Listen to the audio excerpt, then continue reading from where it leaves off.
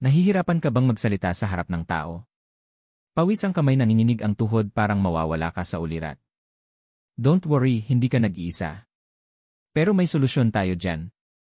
Sa video na ito, pag-uusapan natin ang aklat na Speak with No Fear ni Mike Acker, at ituturo ko sa iyo ang 7 paraan para mawala ang kaba sa pagsasalita. Simulan na natin.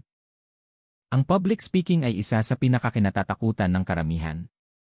Pero ayon kay Mike Acker, ang takot ay hindi kailangang hadlangan ka.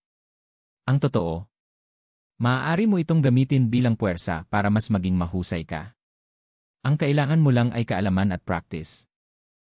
Saan ba talaga nanggagaling ang kaba mo? May trauma ka ba dati? Napahiya? Napagalitan? Harapin mo ito, kilalanin mo ang ugat ng takot mo. Para itong ugat ng damo, kung hindi mo bubunutin, tutubo ulit. Tanungin mo ang sarili mo, ano ba talaga ang pinakamasamang pwedeng mangyari? Minsan, iniisip natin na magugunaw ang mundo kapag nagkamali tayo. Pero sa totoo lang, most of the time, hindi naman ganoon kalala. Huwag mong piliting maging katulad ng iba. Magsalita ka bilang ikaw. Dahil kapag nagpapanggap ka, mas lalo kang kakabahan. Pero kung ikaw ang tunay na ikaw, mas komportable ka, mas totoo ang dating mo.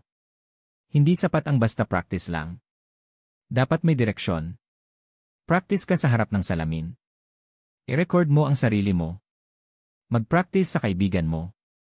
Tignan mo kung anong parte ang dapat ayusin.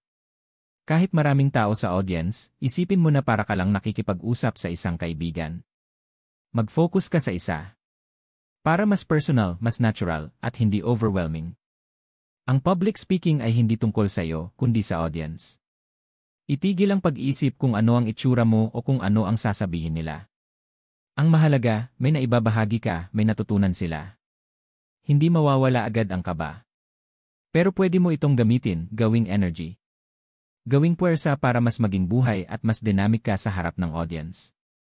Ang takot sa pagsasalita ay hindi mo kalaban, ito ay senyales na may mahalaga kang gustong ibahagi. Sa bawat hakbang ng libro, binibigyan ka ni Mike Acker ng tools para maging confident speaker. Tandaan, hindi mo kailangang maging perpekto, basta magpatuloy ka lang. Gusto mo bang matuto pa ng mga libro na makakatulong sa personal growth mo? I-like mo ang video na to, mag-subscribe sa channel, at i-comment ang susunod mong gustong ipasummarize natin sa Tagalog. Huwag kalimutan, ang kumpiyansa ay natutunan, hindi namamana. Kaya simulan mo na ngayon.